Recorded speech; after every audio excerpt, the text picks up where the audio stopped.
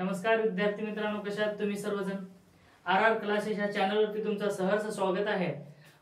तुम्ही पॉलिटेक्निकला ऍडमिशन घेणार आहेत आणि तुमची 12वी झालेली आहे, पण लास्ट डेट काय आहे, कॅपराऊंडची डेट काय आहे, ग्रीव्हन्स पिरियड म्हणजे काय, मेरिट लिस्ट म्हणजे काय, हे सगळ्या गोष्टी आपल्या ह्या चॅनलवरती आज मी तुमच्यासाठी घेऊन आलोय. तर कुठं न जाता इथंच तुम्ही पूर्ण व्हिडिओ बघा आणि चॅनलला जर नवीन असेल तर लवकरात लवकर सबस्क्राईब करून घ्या, जेणेकरून तुम्हाला सर्व ऍडमिशन होईपर्यंत सर्व जे काही व्हिडिओ आहेत किंवा जे काही एक्स्ट्रा माहिती आहे ते सगळे या चॅनलवरती तुम्हाला भेटतील. तर विलंब न करता आताच सबस्क्राईब करून घ्या, म्हणजे सगळे व्हिडिओ तुम्हाला भेटतील.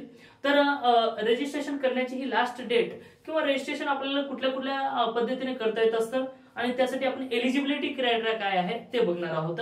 बघा, तुमची जर 12वी झाली असेल तर 12वीच्या नंतर सेकंड इयरला ऍडमिशन भेटत असतो पॉलिटेक्निक मध्ये, आणि किंवा तुमचा आयटीआय झालेला असेल तरी तुम्हाला सेकंड इयरला ऍडमिशन भेटत असतो, किंवा तुम्हाला बीएससी किंवा तुमची बीएससी झालेली असेल तर तुम्हाला सेकंड इयरला ऍडमिशन भेटत असतो. मग सेकंड इयरला ऍडमिशन भेटण्यासाठी काय क्रायटेरिया आहे, तर तुम्हाला सर्वात अगोदर रजिस्ट्रेशन करावे लागतील आणि त्यासाठी जे काही डॉक्युमेंट्स लागतात ते डॉक्युमेंटचा व्हिडिओ या व्हिडिओच्या डिस्क्रिप्शन बॉक्स मध्ये दिलेला आहे. जर ते नाही बघितलं असेल तर जाऊन बघून घ्या, म्हणजे तुम्हाला कुठले कुठले डाऊट असतील किंवा कुठले डॉक्युमेंट्स लागतात ते सगळी माहिती त्यामध्ये दिलेली आहे.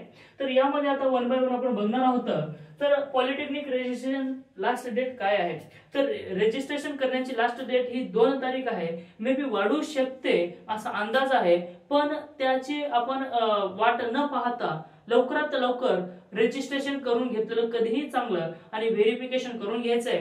आता व्हेरिफिकेशन कुठं करायचं, जर आपल्या तालुक्या लेवलवरती किंवा आपल्या जवळती कुठला पॉलिटेक्निक कॉलेज असेल तर त्या ठिकाणी एफसी सेंटर असतो, मग त्या ठिकाणी जाऊन व्हेरिफिकेशन करून घ्यायचं, जेणेकरून तुम्ही मेरिट लिस्टला पात्रता राहता. किंवा समजा तुमच्या आसपास कुठं कॉलेज नाहीये तर तशा वेळेस तुम्हाला ई स्क्रुटनी करावं लागेल. ई स्क्रुटनी म्हणजेच काय, जे काही व्हेरिफिकेशन होणार आहे ते ऑनलाईन मध्ये करून टाकायचं. मग ते गव्हर्नमेंट कॉलेजला जात असतो आणि गव्हर्नमेंट कॉलेज तुमचे डॉक्युमेंट सगळे तपासतात आणि ओके जर असेल तर तिथून व्हेरीफाईड करून टाकतं आणि तुमच्या लॉग इन मध्ये तुम्हाला दिसतो की तुमचा फॉर्म व्हेरीफाईड झाला का नाही. जर झाला असेल तर येस म्हणून येतो, आणि झाला नसेल किंवा कुठल्या अडचणी असतील तर त्या ठिकाणी कुठली अडचण आहे ते स्पेसिफिक मध्ये तुम्हाला नोट करून दिले जात असतं. तर लवकरात लवकर आपल्या कॉलेज जवळ जायचंय, कुठल्या का कॉलेज असं ना, गव्हर्नमेंट कॉलेज असेल किंवा प्रायव्हेट असेल, पण जवळ जर असेल तर त्या ठिकाणी फॅसिलिटी सेंटर असतो, त्या ठिकाणी जाऊन तुमचा ऍडमिशन निश्चित करू शकता किंवा व्हेरिफिकेशन करून घेऊ शकता आणि मेरिट लिस्टला पात्रता बनवू शकता. तर बघा, आता आपल्याला बघायचं आहे लास्ट डेट काय आहे.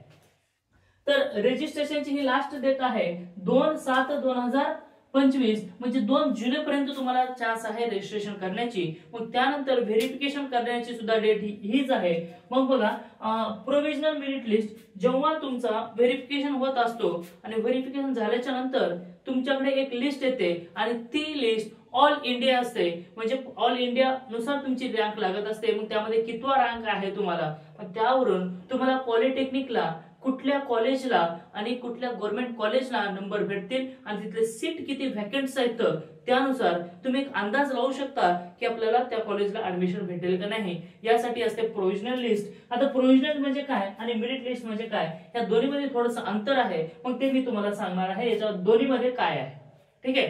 मग आता प्रोव्हिजनल आणि फायनल मेरिट लिस्ट यामध्ये जास्त काही फरक नाही, थोडाच फरक आहे आणि तो फरक मी क्लिअर करणार आहे, कुठे जाऊ नका. आणि त्यानंतर कॅप राऊंडची लास्ट डेट काय असणार आहे किंवा कॅप राऊंड कधीपासून चालू होतील हे पण मी सांगणार आहे. कुठे जायचं नाही, इथंच राहायचं. मग कॅप राऊंड म्हणजे काय आणि मेरिट लिस्टचा काय फायदा आहे, कॅप राऊंडचा काय फायदा आहे, सगळं मी सांगणार आहे, कुठे जायचं नाही. मग बघा, आता फायनल मेरिट लिस्ट म्हणजेच काय आणि ग्रीव्हन्स पिरियड म्हणजे काय. बघा, एक असते प्रोव्हिजनल लिस्ट आणि प्रोव्हिजनल लिस्ट मध्ये त्यानंतर एक ग्रीव्हन्स पिरियड असतो आणि ते पिरियड म्हणजे काय, समजा तुमच्याकडे कास्ट नाहीये किंवा नॉन क्रिमिनल नाहीये, यासाठी आपल्याला एक्स्ट्रा डेट दिलेले जात असतात किंवा एक्स्ट्रा डेज दिले जात असतात आणि त्यासाठी 100 रुपये फीस असते आणि ती कॉलेजवाल्यांची नसेल, एमएसबीटी या बोर्डची असते. मग ते 100 रुपये पे करायचे, व्हेरिफिकेशन करून घ्यायचंय आणि ज्या वेळेस तुमचा नॉन क्रिमिनल आला असेल किंवा एखादा डॉक्युमेंट आला असेल तर त्यावेळेस तुम्हाला ते डॉक्युमेंट त्या आपल्या लॉग इन मध्ये जाऊन अपलोड करता येत असतं आणि आपण फायनल मेरिट लिस्टला एलिजिबल होत असतो. किंवा जर तुमच्याकडे नॉन क्रिमिनल नसेल आणि तुम्ही ग्रीव्हन्स पिरियड मध्ये फॉर्म भरला असेल तर अशा वेळेस तरी तुम्हाला ग्रीव्हन्स पिरियड हे जे आहेत ना 7 तारीख म्हणजे 5 तारखेपासून तर 7 तारखेपासून जुलैच्या, तर तोपर्यंत जर तुम्ही नॉन क्रिमिनल जर अपलोड केला तर तुम्ही फायनल मेरिट लिस्टला कास्ट मधून येता. आणि जर तुमच्याकडे जे काही नॉन क्रिमिनल आहे ते भेटलाच नाही किंवा तुम्ही अपलोड केला नाही अशा वेळेस तुम्हाला फायनल मेरिट लिस्ट मध्ये ओपन मधून जावं लागेल आणि त्यानुसार तुमचं मेरिट लिस्ट लागत असते. एवढं लक्षामध्ये ठेवा. ग्रीव्हन्स पिरियड म्हणजे काय असते, तुमचं एखादा कुठला डॉक्युमेंट राहिलं असेल आणि ते डॉक्युमेंट्स तुम्ही या ग्रीव्हन्स पिरियड पर्यंत अपलोड केला तर ठीक आहे, अन्यथा नाही जर केले असेल तुम्ही म्हणजे कास्ट असेल किंवा नॉन क्रिमिनल असेल, जर तुम्ही नाही केलात तर तुमचा ऍडमिशन हा ओपन मध्ये होत असतो आणि त्या ओपन नुसार मेरिट लिस्टची फायनल लागत असते. ऑल ओव्हर इंडिया लागत असते आणि त्या इंडियामधून तुमची रँक कितवी आहे, तुमच्या जिल्ह्यातून रँक कितवी आहे, महाराष्ट्रातून किती आहे किंवा स्टेट वरून किती आहे हे ठरवले जात असते. आणि त्यावरून आपल्याला कॉलेज कुठला निवडायचं आणि कुठला निवडायचं नाही यामध्ये तुम्ही स्वतः थोडासा एक हे करू शकता म्हणजे अंदाज लावू शकता तुम्ही. बघा त्यानंतर नेक्स्ट आहे फायनल मेरिट लिस्ट म्हणजे काय. जसे फायनल मेरिट लिस्ट होत असते मग फायनल मेरिट लिस्ट म्हणजे काय, तुमची रँक लागणार. या रँक मध्ये स्टेट वाईज लागत असते किंवा डिस्ट्रिक्ट वाईज म्हणजे अगोदर स्टेट वाईज बघायचं. त्यामध्ये आपल्याला कसं बघायचं तो आपल्या लॉग इन मध्ये जायचा. लॉग इन मध्ये गेल्यानंतर आपली रँक किती आहे ते दिसत असते आणि त्या रँक नुसार आपल्या महाराष्ट्रामध्ये किंवा इंडियामध्ये किती जागा व्हॅकंट्स आहेत आणि त्यानुसार आपली रँक किती आहे तर त्यानुसार आपल्याला ते ऍडमिशन कुठे घ्यायचं काय नाही ते एक अंदाज लावू शकतो आपण, एक अनालिसिस करू शकतो. आणि त्यानुसार आपल्याला कॅपराउंड मध्ये ऑप्शन देण्यासाठी आपल्याला सोपं जातं. यासाठी एक लिस्ट लागत असते तर ती आहे आपली फायनल मेरिट लिस्ट. आणि त्यानंतर आहे कॅपराउंड. जसा फायनल मेरिट लिस्ट आपली डेट काय आहे, फायनल मेरिट लिस्ट काय 9 तारीख आहे. किती 9/7/2025. जशी फायनल मेरिट लागली त्यानंतर 2 दिवसानंतर कॅपराउंडला स्टार्ट होत असते. मग कॅपराउंड 1 किती लागेल बरं, एक तर 11ला किंवा 12ला. 11 तारखेला किंवा 12 तारखेला आपल्याला कॅपराउंड भरता येत असतो आणि त्या कॅपराउंड मध्ये आपल्याला जे काही कॉलेज हवं आहे ते लावायचं, त्या याच्यामध्ये द्यायचं आहे, सिलेक्ट करायचं आहे. म्हणजे तुम्हाला ऍडमिशन करायचं आहे, तुम्हाला जे काही कॉलेज आहे किंवा तुम्हाला जे आवडीचं कॉलेज आहे किंवा तुम्हाला जिथं ऍडमिशन घ्यायचं आहे अशा कॉलेजची एक लिस्ट काढायची प्रत्येक कॉलेजची. म्हणजे आपल्याला असं नाहीये की एका कॉलेजमध्ये पाहिजे तेच कॉलेज असं भेटेल असं होणार नाही. मे बी दुसरा भेटू शकतो. त्यानुसार टॉप लेवलचे कॉलेज काढायचं, त्यानंतर ते टॉप लेवल पासून खालच्या म्हणजे उतरत्या क्रमाने लावायचं आहे. आणि त्याचे आपल्याला काय द्यायचं, ते ऑप्शन फॉर्म भरत असताना कॉलेजचे नाव द्यायचे आणि कॉलेजचे नाव देत असताना काळजीपूर्वक द्या, जेणेकरून जर कॅपराउंड फर्स्ट मध्ये फर्स्ट ऑप्शन तुमचा कॉलेज असेल आणि त्या कॉलेजला तुमचा नंबर लागला असेल तर तुम्हाला तिथं घ्यावाच लागेल, ऑटो फ्रीज होत असते.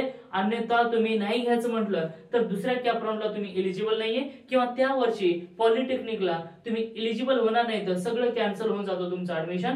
तर भरते वेळेस किंवा तुम्ही कॉलेज चॉईस करते वेळेस व्यवस्थितरित्या कुठला कोणाचा सल्ला न घेता चांगल्या प्रकारे आपल्याला जे वाटतंय ते करायचं. पण लोकांचं ऐकून करायचं नाही. तुम्हाला लोक म्हणतील ना तरी ते जे काही म्हणते ते चांगलंच म्हणतात का, चांगला सल्ला देतात का याचं काळजीपूर्वक थोडंसं अनालिसिस करत चला आणि त्यानुसार तुम्हाला कॉलेज द्यायचं आहे. अन्यथा दुसराच ऐकून कुठेतरी भंगार कॉलेजला वगैरे जर नंबर लागला तर तुमचं भविष्य हे उद्ध्वस्त होऊ शकतं. यासाठी आताच काळजीपूर्वक तुम्ही लक्ष देऊन फॉर्म भरायचा आहे. आणि फॉर्म भरत असताना आपल्या जवळच्या कॉलेजमध्ये जा किंवा चांगल्या नेट कॅफेवरती जा आणि त्या ठिकाणी त्याला म्हणायचं की बाबा हे कॉलेज द्या मला, मग ते करून देत असतो. आणि कॉलेजमध्ये गेलं तर फ्रीमध्ये करतात आणि जर नेट कॅफेवरती गेलात तर ते चार्जेस घेत असतात. तर ते चार्जेस द्यायचे नसतील तर कॉलेजवरती जायचं आणि कॅपराउंड फर्स्ट हा भरून टाकायचं.